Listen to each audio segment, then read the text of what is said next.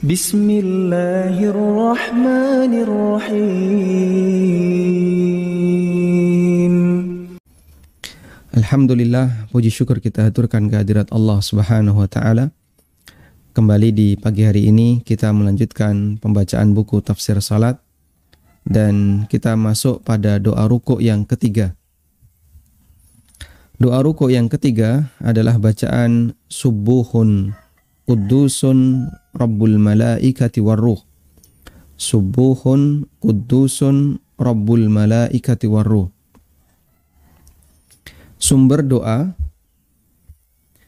ini berasal dari hadis Aisyah radhiyallahu anha. Beliau mengatakan, "Anna Nabiyya sallallahu alaihi wasallam kana yaqulu fi ruku'ihi wa sujudi."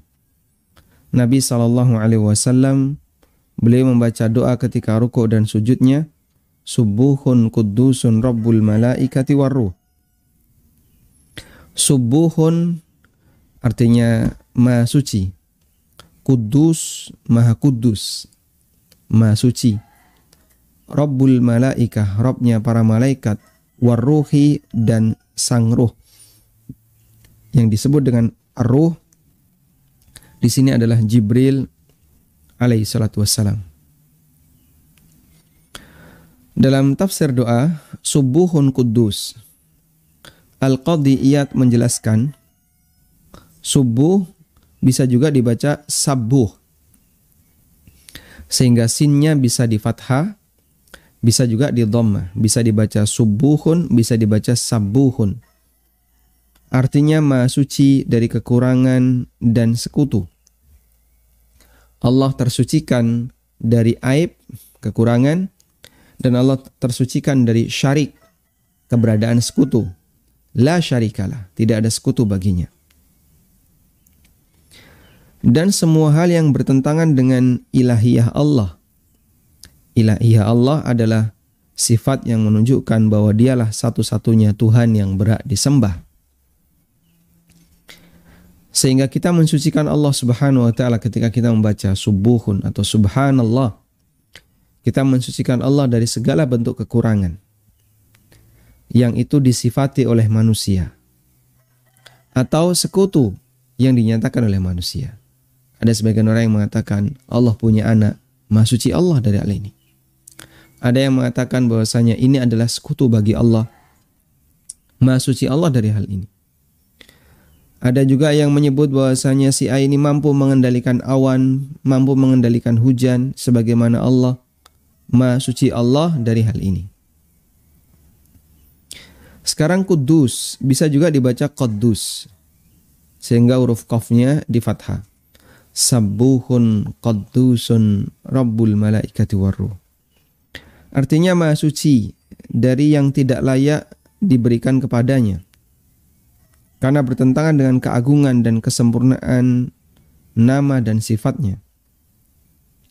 Seperti keyakinan bahwa Allah memiliki anak, atau Allah zalim kepada hambanya, dan seterusnya. Tayyib. Sehingga subuh, kata Al-Qadhi Iyad, apa perbedaan antara subuh dengan kudus? Beliau, kata Qadhi Iyad rahimahullah, beliau mengatakan untuk subuh ini berkaitan dengan kesucian zat Allah. Kesucian zat Allah. Sedangkan kudus ini berkaitan dengan kesucian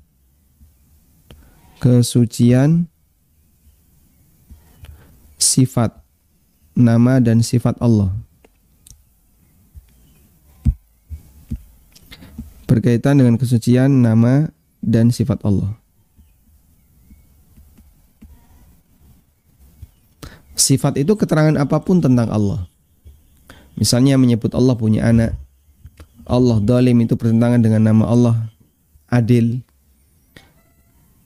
Sedangkan kesucian zat Allah itu berkaitan dengan bahwa tidak boleh menyematkan sifat yang buruk untuk Allah Ta'ala. Misalnya disebut oleh orang Yahudi Allah Ta'ala itu miskin, innallaha faqirun wa nahnu agniya. Orang Yahudi mengatakan yadullahi maglulah, tangan Allah terbelenggu.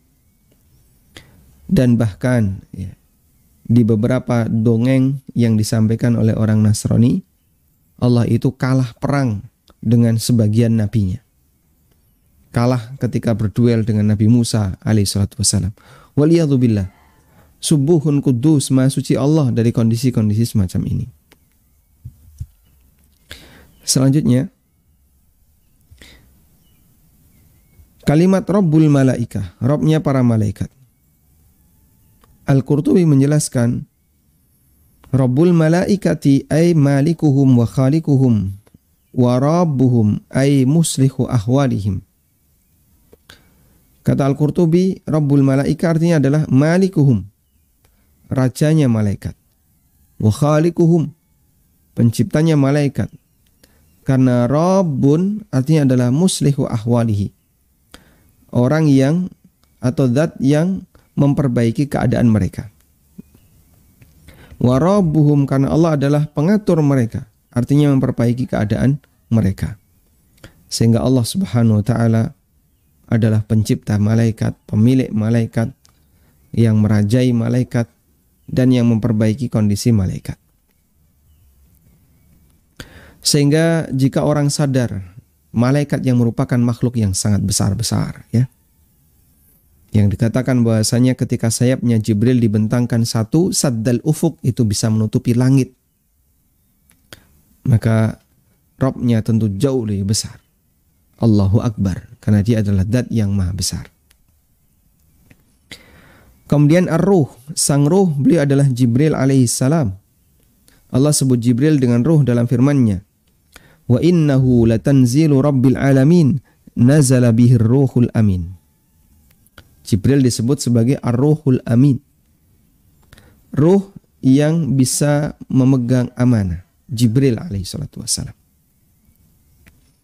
Ulama berbeda pendapat mengenai alasan mengapa Jibril disebut ar-ruh. Ada yang mengatakan karena Jibril adalah malaikat yang membawa ruh, yaitu wahyu, yang merupakan sumber kehidupan bagi batin manusia. Sebagaimana yang Allah firmankan dalam Al-Quran, wa kadzalika auhayna ilaika ruham min amrina. Wa kadzalika auhayna ilaika ruham min amrina. Ada di surat Asy-Syu'ara, atau ada di surat Asy-Syura, ya, ayat yang ke-52, bahwa status wahyu sebagai roh, wahyu adalah roh. Ini ada di surat Asy-Syura ayat 52. Wa kadzalika auhayna ilaika ruham min amrina ma kunta tadri mal kitab walal iman walakin ja'alnahu nuran nahdi bihi man nasha'u min ibadina wa innaka latahdi ila siratim mustaqim. Ini pendapat yang pertama, bahwa Jibril disebut ruh karena beliau adalah malaikat yang membawa ruh, yaitu wahyu, di mana wahyu merupakan sumber kehidupan bagi manusia, bagi hatinya manusia. Dan ada yang mengatakan karena malaikat adalah alam ruhani, sehingga mereka disebut ruh. Tapi pendapat yang kedua ini berarti semua malaikat adalah ruh, karena semua malaikat masuk dalam alam rohani. Artinya alam di mana tidak nampak di dunia nyata, tapi ada dalam alam gaib. Selanjutnya kita baca doa yang keempat.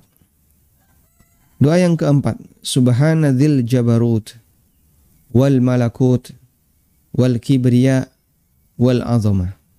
Subhanadzil jabarut wal malakut wal kibriya wal azamah. Maha suci zat yang memiliki jabarut, yang memiliki malakut, yang memiliki kibriya, kebesaran, wal azamah, dan memiliki keagungan.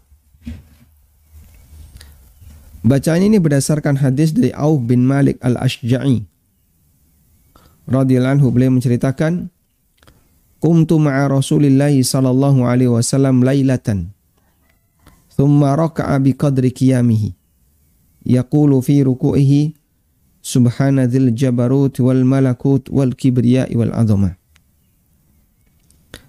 Saya pernah salat malam bersama Rasulullah sallallahu alaihi wasallam, Auf bin Malik sebagai makmum, Nabi sallallahu alaihi wasallam ketika itu ngimami, dan beliau sallallahu alaihi wasallam ketika ruku lamanya seperti berdirinya. Padahal berdirinya Nabi sallallahu alaihi wasallam baca surat yang atau ayat yang sangat banyak. Berdirinya lama. Beliau membaca diulang-ulang subhana dzil jabarut wal malakut wal kibriya wal azamah. Subhana dzil jabarut wal malakut wal kibriya wal azamah. Dan dari zahir hadis ini menunjukkan bahwa ketika itu Nabi sallallahu alaihi wasallam beliau agak mengeraskan bacaannya, sehingga makmumnya Auf bin Malik yang mungkin beliau berada di depan mendengar bacaan doa Nabi sallallahu alaihi wasallam. Ini menunjukkan bahwa terkadang imam diperbolehkan mengeraskan sebagian bacaannya dalam rangka untuk ngajari makmum. Nah, sekarang kita akan lihat tafsir doa. Tafsir doa subhana dzil jabarut. Kita memahami dzul jabarut di sini adalah Allah Subhanahu wa taala. Dzul jabarut adalah Allah taala. Subhana dzil jabarut. Masya Allah, ini di halaman berapa ini? Nah, lompat ya.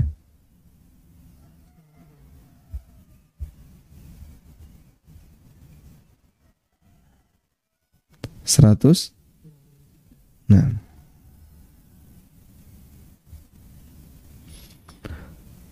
Dzul Jabarut adalah Allah Subhanahu wa taala. Dzul Jabarut.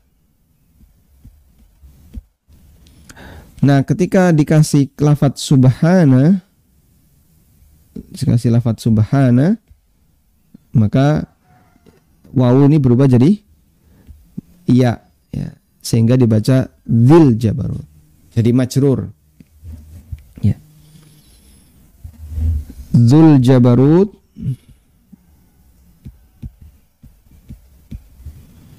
sang pemilik al-jabarut. Nah, zu ini termasuk di antara asmaul khamsah. Ketika dia marfu, maka dia berharokat waw. Dia ditandai dengan keberadaan waw. Namun ketika dia jadi majrur, ada tambahan subhana, maka dzul jabarut menjadi dzil jabarut. Sehingga kita membaca subhana dzil jabarut sebagaimana lafaz subhanallah. Subhanallah. Subhanallah ini harokat Allah di sini dhammah, fathah atau kasrah? Jawabannya kasrah. Karena dia majrur, dia menjadi majrur dengan lafaz subhana. Maka dzil jabarut kenapa dikasih ya? Karena dia majrur dengan lafaz subhana. Nah. Al-jabarut dari kata ajbaro yang artinya memaksa. Dan kita membaca kalimat ini, kita membaca kata ini dalam duduk di antara dua sujud. Rabbighfirli warhamni wajburni.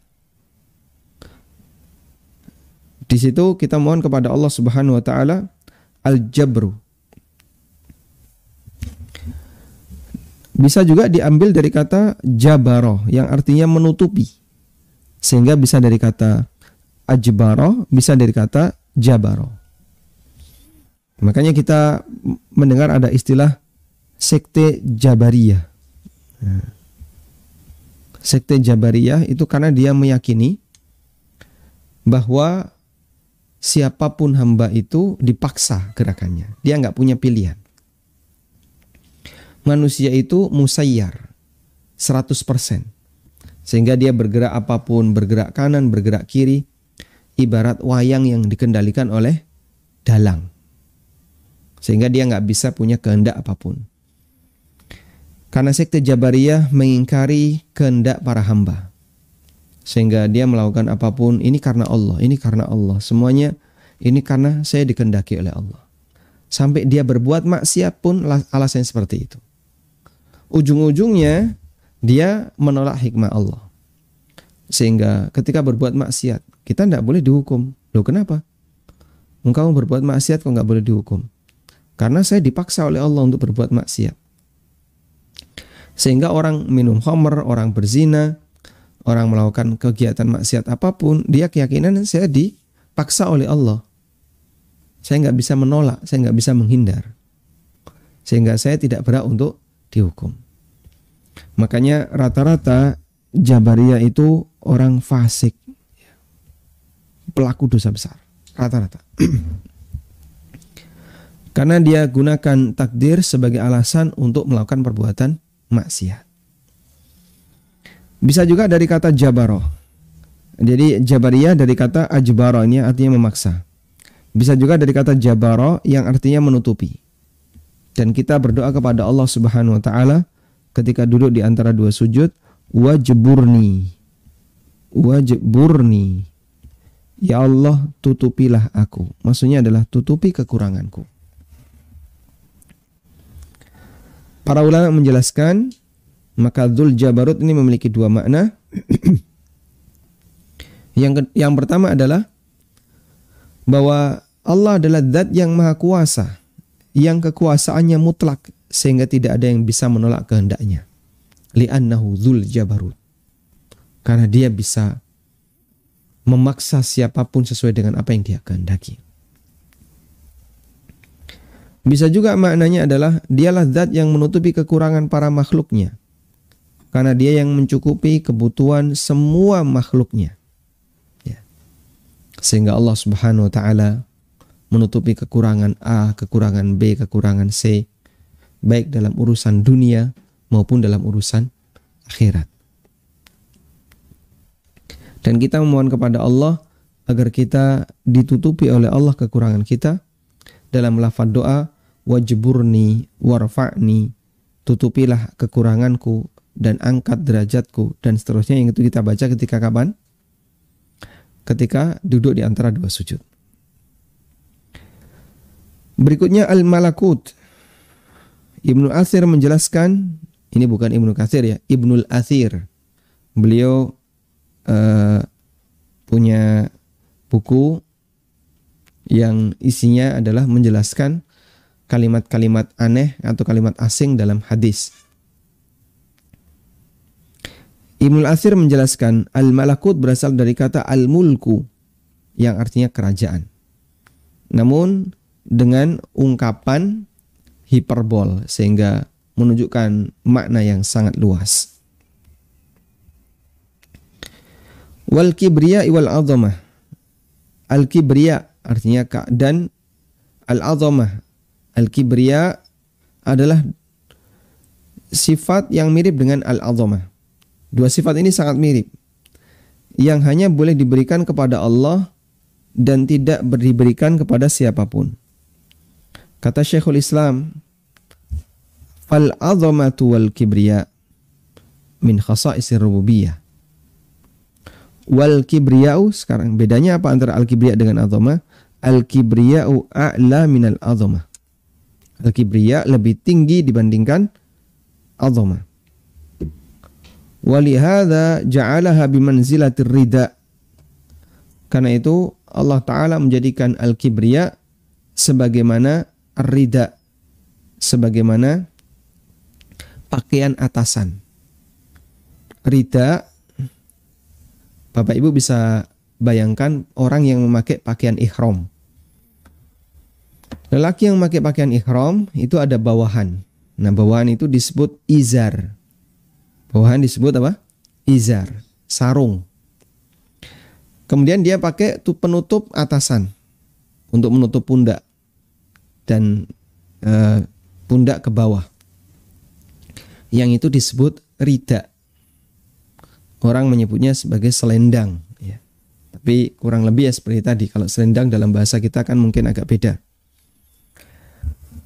Karena itu Allah jadikan al-azamah al-kibriya sebagai rida. Kama ja'ala al-azamata bimanzilatil izar. Sedangkan Allah jadikan al-azamah itu seperti izar. Walihadza kana syiarus salawati wal adzan wal ad'iya huwa takbir. Karena itulah syiar dalam salat, adzan dan doa isinya adalah mengagungkan Allah. Allahu Akbar. Dalam adzan mengagungkan Allah. Allahu Akbar paling banyak lafaz itu. Dalam salat lafaz Allahu Akbar paling banyak juga. Takbiratul ihram, takbir intiqal. Karena itu semuanya adalah al-kibriya wal azamah, itu semuanya kembali kepada kebesaran Allah Subhanahu wa taala. Yang dimaksud dengan perkataan Syekhul Islam tadi ya, Allah menjadikan al-azamah, Allah menjadikan al-azamah dan al-kibriya itu sebagai rida dan izar. Dan Allah katakan bahwasanya kibriya lebih tinggi dibandingkan izar, dibandingkan azamah. Ini ada di hadis qudsi. Allah Ta'ala berfirman, al-kibriya uridai. Al-kibriya adalah pakaian atasanku. Wal azamatu izari. Sedangkan al-azamah adalah pakaian bawahanku, izarku. Faman naza'ani wahidan minhuma qadhaftuhu finnar. Karena itu siapa yang mengambil salah satu dariku, siapa yang berusaha untuk mengambil, mencabutnya salah satu dariku, qadhaftuhu finnar, akan aku lemparkan dia ke neraka. Maksudnya adalah manusia tidak boleh bersikap sombong, ya. Manusia tidak boleh merasa angkuh, karena siapa yang mengambil itu, maka Allah Subhanahu wa taala akan lemparkan dia ke neraka. Dan ciri kesombongan adalah ketika seseorang itu menolak kebenaran dan merasa dia lebih tinggi dibandingkan yang lain. Makanya iblis ketika dia sombong, ya, ciri sombong kata Nabi SAW, al-kibru batrul haq, menolak kebenaran.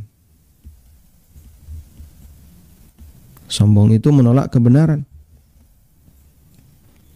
Menolak perintah, disuruh ini nggak mau, disuruh menerima kebenaran nggak mau dia. Dan yang kedua, ghamtun nas, ya, menghina yang lain. Ya.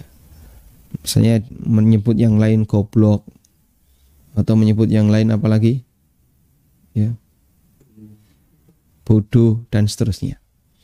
Dia menghina yang lain. Dan itu gayanya iblis. Iblis ketika dia bersikap sombong, maka dia nggak mau sujud kepada Adam. Allah katakan aba wastakbar. Aba wastakbar. Dia enggan dan dia bersikap sombong sehingga tidak mau sujud kepada Adam.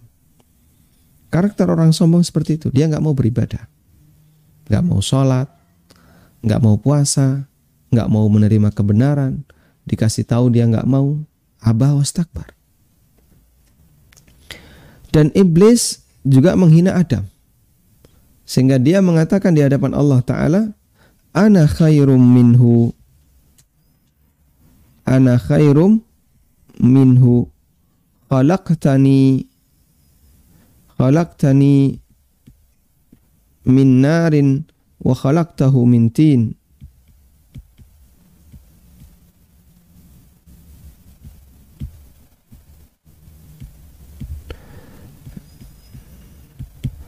Sehingga Adam menyebut dirinya, aku lebih baik dibandingkan, iblis menyebut dirinya, aku lebih baik dibandingkan Adam. Engkau ciptakan aku ya Allah dari api, dan Kau ciptakan Adam dari tanah. Sehingga dia menghina Adam karena berawal dari sikap sombongnya. Dan orang sombong seperti itu. Pertama, dia itu enggan, ya, tidak mau untuk menerima. Berikutnya dia menghina orang lain. Kita lanjutkan.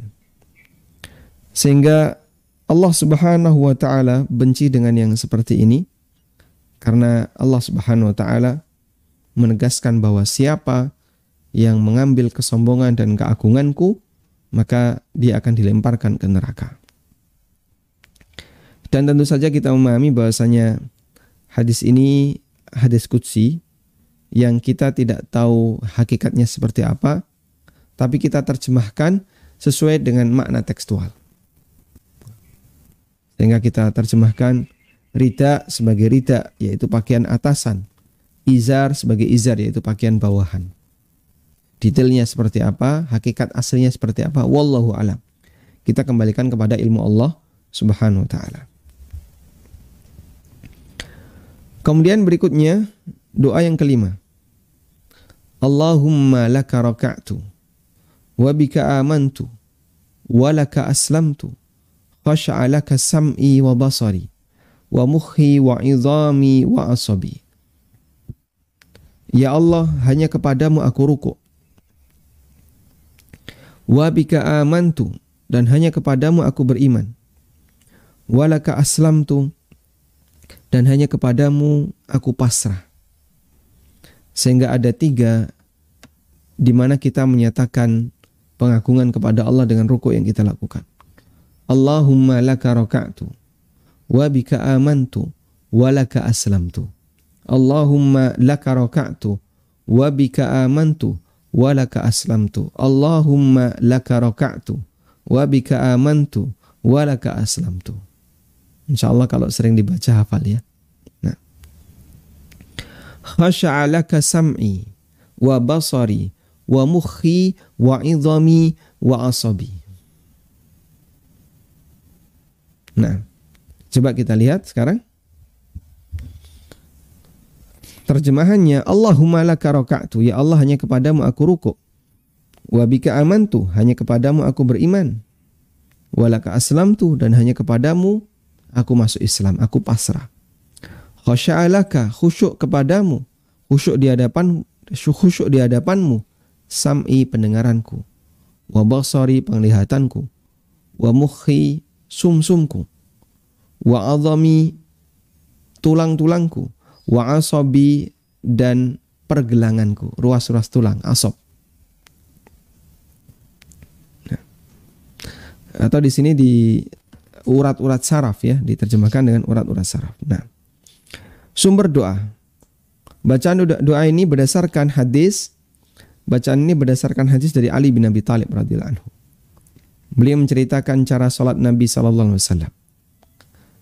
Dari Rasulullah sallallahu alaihi wasallam annahu kana idza qama ila shalah, bahwa ketika beliau melakukan salat, beliau membaca wajjahtu wajhiya lilladzi fataras samawati wal ard hanifan musliman wa ma ana minal musyrikin sampai akhir doa. Wa idza raka'a, dan ketika beliau rukuk beliau mengucapkan Allahumma laka raka'tu wa bika amantu wa laka aslamtu. Dan ini zahirnya dibaca oleh Nabi sallallahu alaihi wasallam ketika beliau melaksanakan salat wajib. Karena di sini Ali tidak menceritakan apakah beliau sedang melakukan qiyam ataukah tidak. Apakah beliau melakukan qiyamul lail ataukah itu salat biasa, artinya salat wajib, dan zahirnya adalah salat wajib. Tafsir doa, Allahumma laka raka'tu wa bika amantu wa laka aslamtu. Ya Allah, hanya untukmu aku rukuk, hanya kepadamu aku beriman, dan hanya untukmu aku berserah diri. Kalimat ini merupakan pengakuan seorang hamba akan penghambaan dirinya di hadapan Allah Ta'ala, zat yang mereka sembah, sehingga mereka serahkan semuanya untuk Allah Ta'ala. Allahumma laka raka'tu wa bika amantu wa laka aslamtu. Termasuk kita berislam hanya untuk Allah, dalam arti kita siap tunduk terhadap semua perintah dan larangannya dan ridha kepada semua takdirnya. Sehingga kita menjadi muslim untuk semua ketetapan Allah. Kita menjadi muslim. Muslim artinya orang yang berserah diri. Aslamtu, aku berserah diri. Berserah diri dalam hal apa? Pertama, ya, kita berserah diri kepada Allah Subhanahu wa taala dalam hal syariatnya. Karena itu ketetapan Allah. Yang kedua, kita berserah diri kepada Allah Subhanahu wa taala dalam hal apa? Takdirnya. Karena itu juga ketetapan Allah. Berserah diri dalam masalah syariat adalah berusaha untuk mengamalkan syariat itu. Berserah diri terhadap takdir artinya ridho. Ketika kita mendapatkan takdir apapun yang telah Allah tetapkan. Karena ketetapan Allah cuma dua ini. Ketetapan Allah, ada syariat Allah, dan ada takdir Allah. Ini adalah ketetapan Allah. Maka seorang muslim, ketika dia menjadi seorang muslim yang baik, dia akan berusaha untuk selalu berjalan sesuai syariat. Dia akan berusaha memaksakan hatinya agar selalu tunduk dan mau menerima takdir Allah Subhanahu wa taala. Khasya'a laka sam'i wa basari wa mukhi wa idhami. Pendengaranku, penglihatanku, sumsumku, tulangku, dan urat sarafku semuanya tunduk kepadamu. Bersikap khusyuk artinya tunduk dan merendah. Khasya'a. Imam Ar-Rafi'i, ulama Syafi'iyah, mengatakan dalam bacaan doa ini kita menyatakan bahwa seluruh anggota badan kita, baik yang sifatnya fisik seperti tulang, otak, dan saraf, maupun yang sifatnya non-fisik ya, seperti kemampuan mendengar dan melihat, semuanya tunduk kepada Allah Subhanahu wa taala. Sehingga kita tunduk di hadapan Allah dengan organ fisik yang utama dalam tubuh. Pendengaran, penglihatan, sumsum tulang, izam, tulangnya juga, wa asab, dan saraf-sarafnya, yang itu merupakan sumber gerakan bagi badan manusia. Coba, satu saraf kecepit, yang terjadi apa? Orang tidak bisa hidup normal. Ya, mungkin dia nggak bisa bergerak ke kanan, nggak bisa bergerak ke kiri, bahkan kadang nggak bisa bicara, cuman diam aja. Ini karena bisa jadi ada sarafnya yang kecepit. Sumsum tulang misalnya dicabut, hilang, sehingga tulangnya nggak ada isinya. Wallahu alam, apa yang akan terjadi? Bisa jadi orang jadi lumpuh. Pendengaran dan penglihatan yang itu merupakan sumber manusia bisa dapat ilmu. Anda bisa mendapatkan ilmu karena membaca. Penglihatan yang berfungsi. Anda juga bisa mendapatkan ilmu karena mendengar. Dan pendengaran biasanya lebih maksimal dibandingkan penglihatan. Makanya barangkali bisa dijadikan sebagai alat bantu untuk belajar ya. Bapak Ibu kalau susah menghafal dengan cara membaca, silahkan direkam. Saya yakin semuanya punya HP ya. Baik. Ini doa-doa silahkan Anda rekam, kemudian Anda baca di rekaman. Sudah? Setelah itu silahkan diputar. Ya, sebelum tidur didengerin, bangun tidur didengerin. Nanti lambat laun akan hafal dengan sendirinya kalau Anda ingin menghafal dengan pendengaran. Baik. Wa mukhi wa idhami wa asabi. Di sini menyebutkan otak atau sumsum dan tulang serta saraf. Menurut penjelasan Badruddin Al-Aini, disebutkan 3 jenis ini karena merupakan unsur tubuh yang paling dalam. Sumsum, kemudian tulang, kemudian saraf. Itu adalah urutan unsur tubuh dari yang paling dalam. Yang paling dalam apa? Sumsum tulang. Ya. Luarnya adalah penutup tulang. Luarnya tadi di luar lagi ada saraf. Ya, ini dokter lebih paham ya. Baik. Selanjutnya ada catatan. Kenapa ruku dan sujud selalu isinya tasbih? Hampir semua doa ruku dan sujud ya, isinya nanti tasbih. Subhana rabbiyal azim. Kalau sujud subhana rabbiyal a'la. Kemudian subhanakallahumma rabbana wa bihamdika Allahumma gfirli. Subuhun kudusun rabbul malaikati warruh. Kemudian apa lagi? Subhanadzil jabarut wal malakut wal kibriya wal azama. Kemudian apa lagi? Allahumma laka raka'tu wa bika amantu wa laka aslamtu. Khasha'alaka sam'i wa basari wa mukhi wa izami wa asabi. Dan itu rata-rata adalah bentuk mensucikan Allah Subhanahu wa taala. Ketika rukuk dan sujud kita diajarkan untuk banyak membaca tasbih. Subhana rabbiyal azim, subhana rabbiyal a'la, subuhun kuddus, subhanakallahumma rabbana, ya, subhanadzil jabarut. Mensucikan nama Allah Ta'ala. Dan ketika bangkit kita bertakbir Allahu Akbar. Syekhul Islam menjelaskan hikmahnya. Anna tasbiha qad khussa bihi halul inkhifad kama khussa halul irtifa' bit takbir.